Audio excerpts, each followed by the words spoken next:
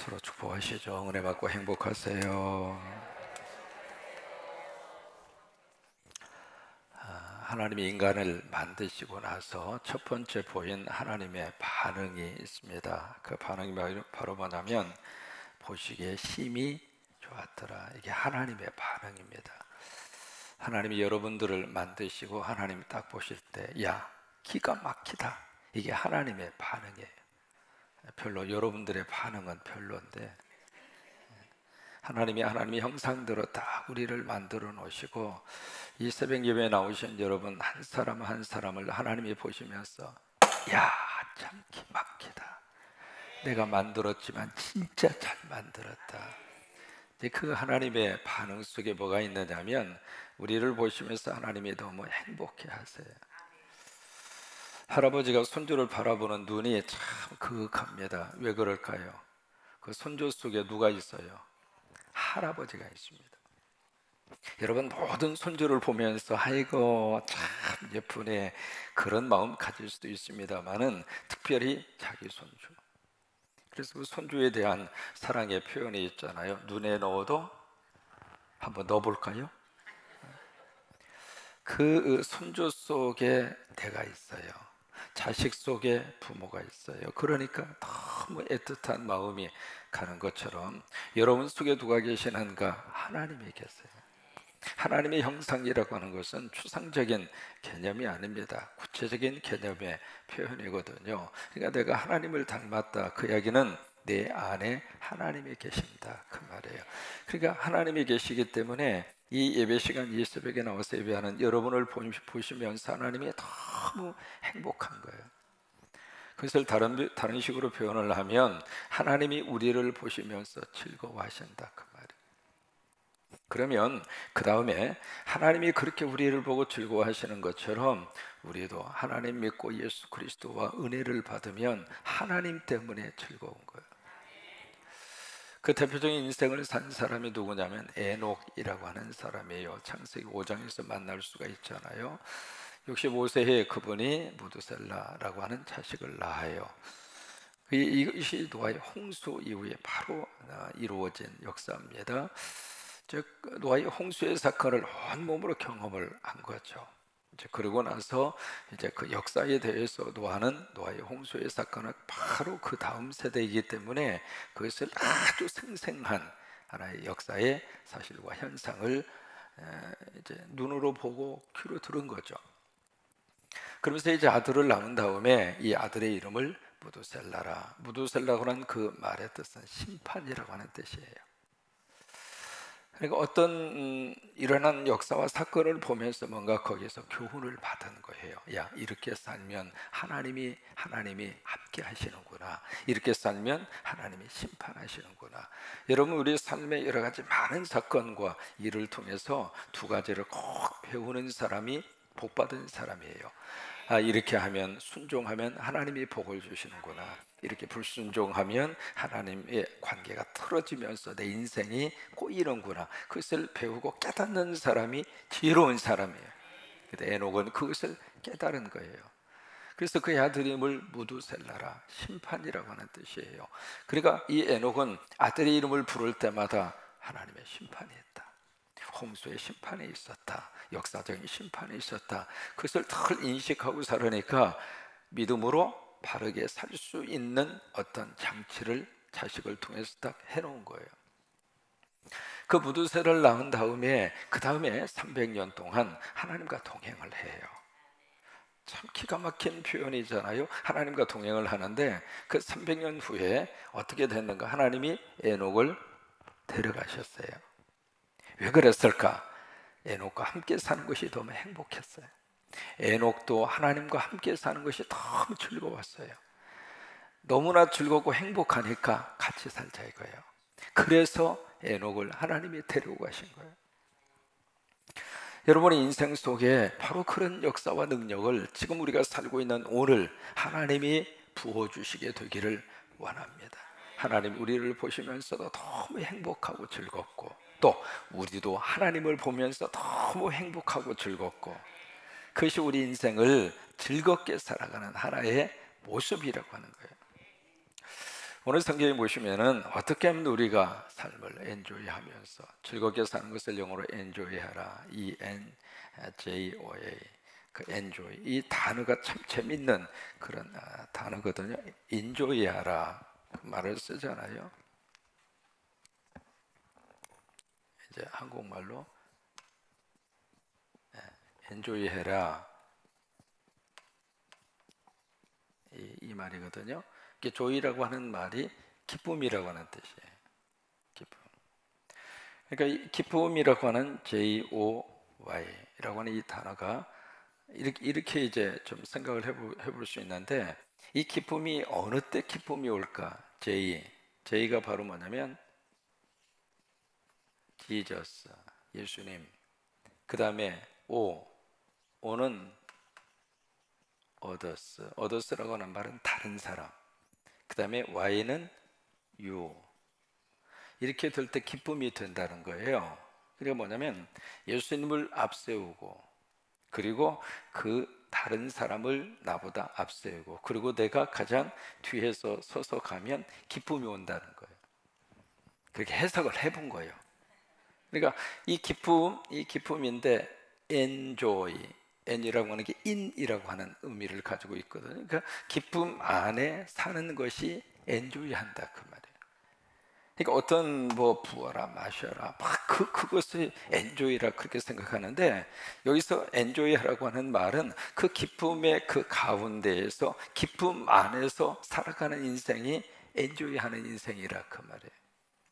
그럼 어떻게 하면 우리가 인생을 즐겁게 살아갈 수 있을까? 오늘 두 가지를 말씀하세요. 10절에 보시면 같이 한번 읽을까요? 10절에 악인의 마음은 남의 재앙을 원하나니 그 이웃도 그 앞에서 은혜를 입지 못하느니라. 여기 이제 악인이 나옵니다. 근데 그 악인이 가지고 있는 마음 씀씀이가 나와져 있잖아요. 그 악인의 마음 씀씀이는 바로 뭐냐면 남의 재앙을 원한다. 이 원한다고 한 말의 뜻이 열망한다 그 말이에요.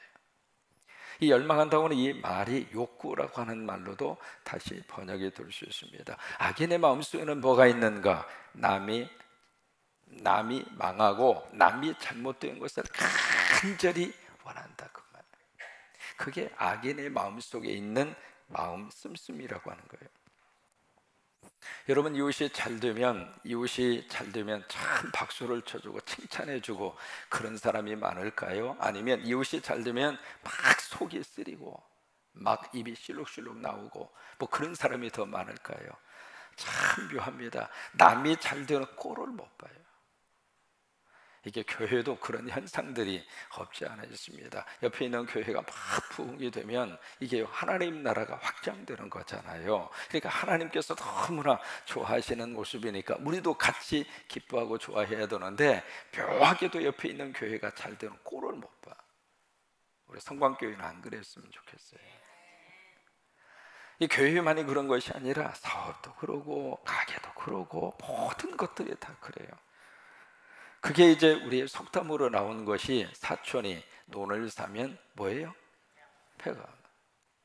아니 그 사촌이 없이 살다가 어떻게 해서 논 면바지기를 샀다 그 말이에요. 그러면 그 사촌이 논 사는데 내가 뭐 돈 준 것도 아니고 우리 집 돈을 갖다가 산 것도 아니고 그 어렵게 사는 그 사촌이 그렇게 해서 논을 면바지기 사서 이제 좀 생활할 수 있는 삶의 터전이 준비가 됐으면 아이 사촌 얼마나 애썼어, 참 고생했어, 이제부터 좀 마음 편하게 먹고 살았으면 좋겠다고 그렇게 가서 칭찬도 하고 그렇게 해주면, 여러분 그 말로 하는 것 내 돈 들어가는 것도 아니잖아요. 그런데 사촌이 논을 사면 묘하게도 여러분 배가 왜 아파요?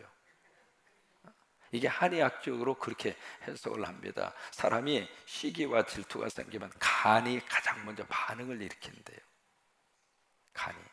그 간이 반응을 일으키면서 이것이 오장육부로 이렇게 영향을 미치게 되고 스트레스를 받으면서 이게 변비가 생기고 설사가 생기고 속이 거부룩하고, 지금 속이 거부룩한 분들은 지금 뭔가 여기 있는 거예요. 그래서 배가 아프다고 하는 거예요. 러시아의 속담에도 비슷한 그런 속담이 있습니다. 뭐냐면 입안의 염소라고 하는 러시아의 속담이 있습니다. 어느 한 마을의 한 청년이, 이반이라고 하는 청년이 염소를 길러서 젖을 이렇게 얻는 그 일을 하는데, 다른 동네에 있는 사람들보다도 이반이 기르는 이 염소가 훨씬 더 젖에 대한 생산량이 많아요. 동네 사람들이 이렇게 봤을 때 어때요? 저 친구는 저렇게 젖을 많이 생산할까? 근데 그런 마음이 들었던 거죠. 근데 어느 날 천사가 그 마을을 방문을 합니다. 그래서 마을 사람들에게 소원이 뭐요? 그렇게 물어요. 물으니까 우리 생각에는 저 입안이 기르는 염소처럼 우리 집 염소도 그렇게 좀 만들어 달라고 그렇게 말을 할 것 같은데, 그 동네에 살고 있는 모든 동네 사람들이 이구동성으로 입안에 염소를 죽여달라고.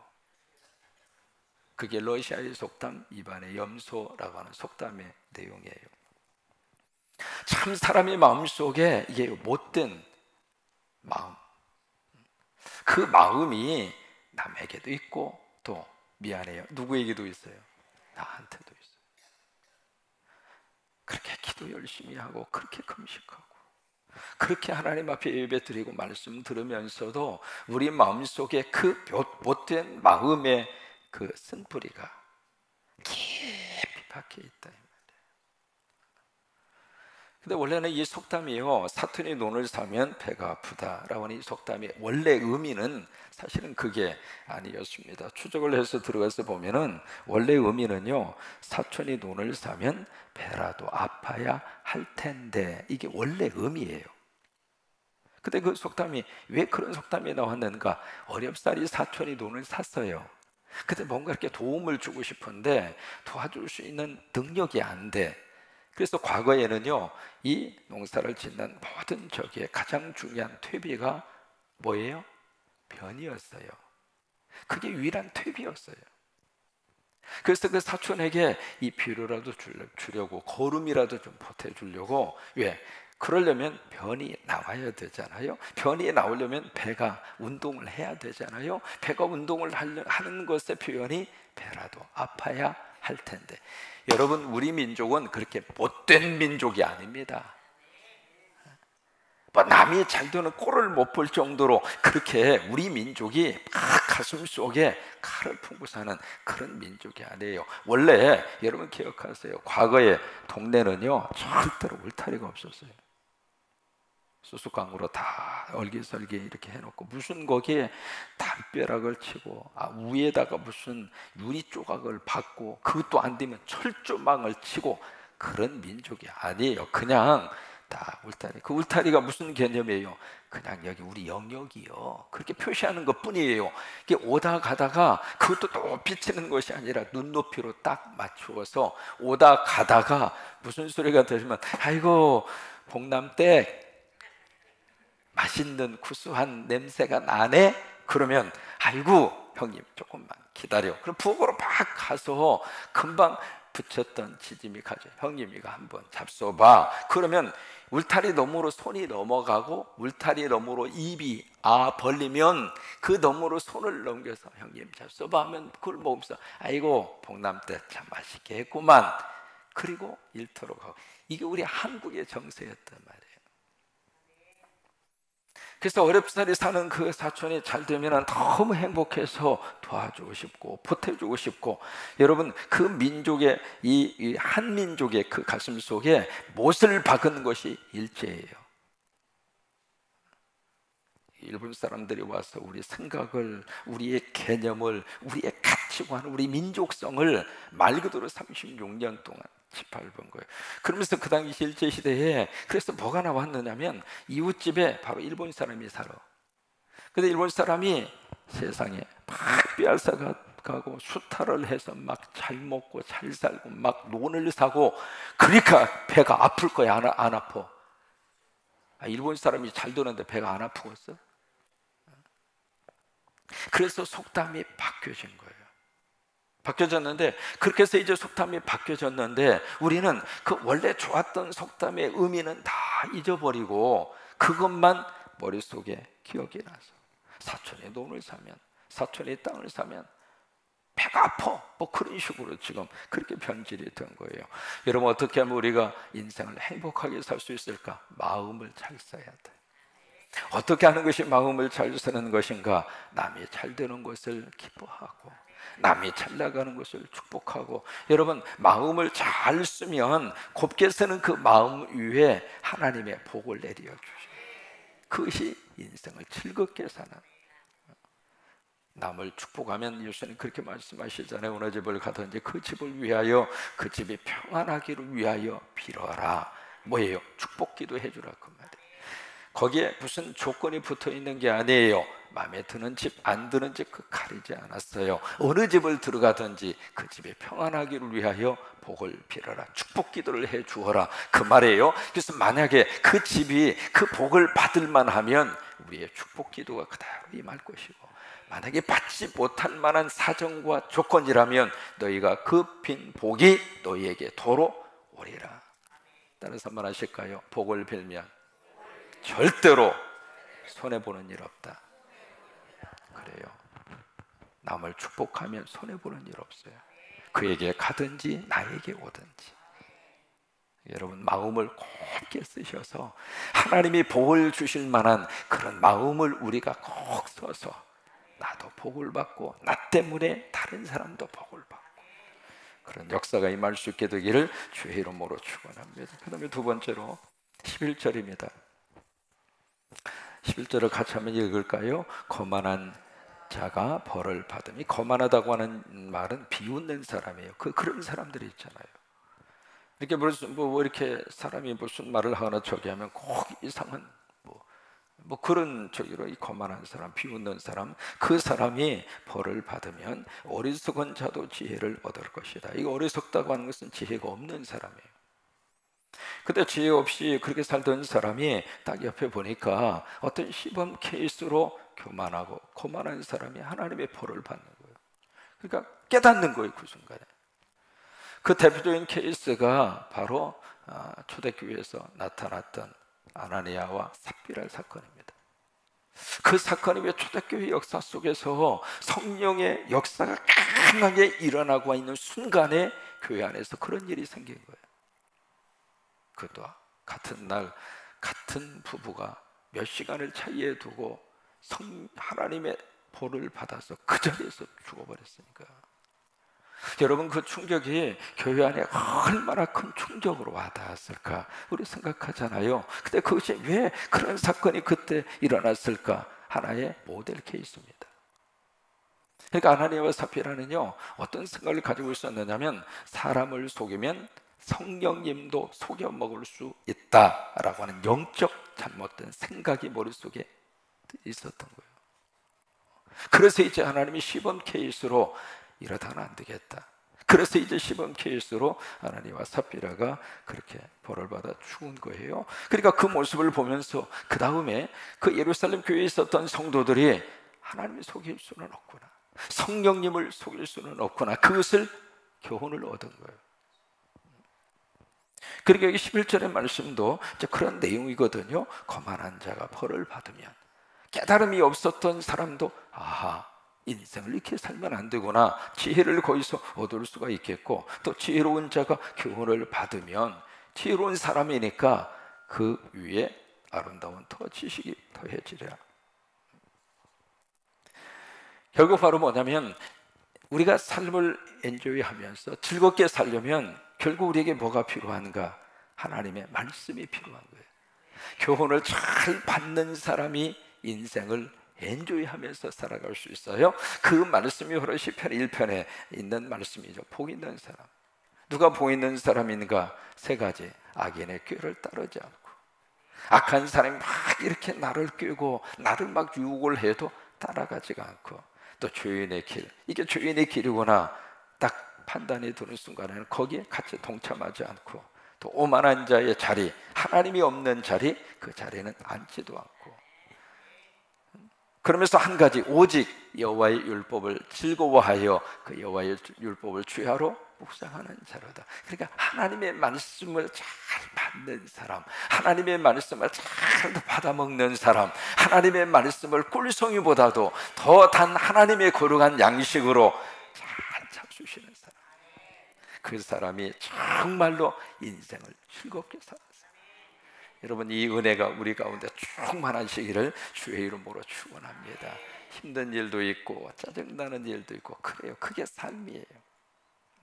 비가 막 쏟아지다가 어제는 햇볕이 쫙쫙 내리쬐잖아요. 그게 날씨예요.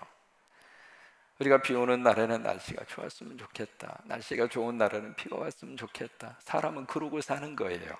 왔다 갔다 해야 그게 삶이에요.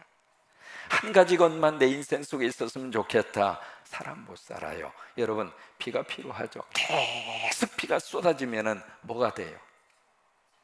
응? 그것이 바로 밀림지대가 되는 거예요.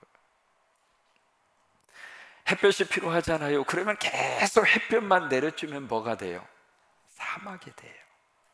두 가지 것이 왔다 갔다 하는 거예요. 그러니까 웃을 일도 생기고 때로는 울 일도 생기고, 또 울 일도 생기지만은 또 하나님께서 복 내려 주셔서 웃을 일도 만들어 주시고, 그러니까 늘 우리는 막 지금 하나님이 복을 주셔서 너무 감사해서 웃을 일이 있으면은 그 다음에 내 인생 속에 울 일도 있지 생각하고 겸손해야 돼. 또 지금 막 울고 있어요. 지금 막 너무 슬퍼요. 지금 막 비가 쏟아지는 것처럼 그런 일이 있어요. 그때는 하나님의 또다시 햇볕을 주시겠구나, 웃을 일을 생각하고. 여러분, 오늘 하루를 예수님 안에서 어떻게 하는가? 엔조이 하세요. 영어 한마디 시간 아시는 단어잖아요. 한번 해보실까요? 엔조이, 엔조이. 오늘 만나는 사람마다 엔조이 해보세요. 갑자기 영어냐고? 그런 게 있다고. 그래요. 오늘도 예수님 안에서 두 가지의 말씀을 하나님이 주십니다. 첫째, 마음을 곱게 써야, 그래야 우리가 우리 인생을 엔조이 할 수 있고, 두 번째, 하나님의 말씀인 교훈을 꼭 붙들고 사는 사람이 인생을 엔조이 하는 사람. 서로 한번 축복하실 때요. 오늘도 엔조이 하세요.